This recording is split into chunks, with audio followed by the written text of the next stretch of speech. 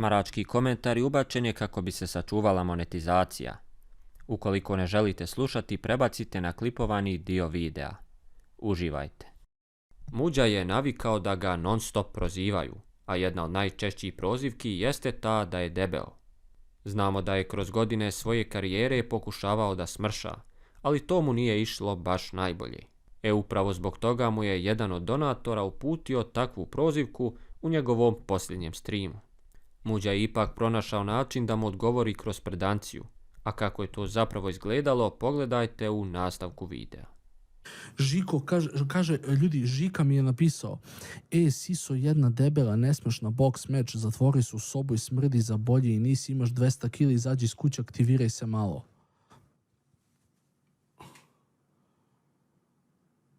Žiko, dođi da sišeš. Uzeo sam ti 1 evro i pokazao sam ti sisu i dao sam ti da sišeš. Usta mala. Evo.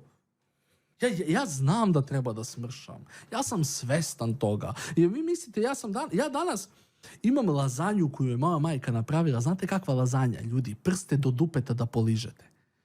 Ja sam pojao ovoliko malo parče. Kontrola količine hrane, razumeš? Ali problem ceo je kad ja smršam, vi ćete mi kažete da sam cigan. Kad bličujem kožu da budem beo, vi ćete da mi kažete nešto drugo. Vi mene jebete non stop.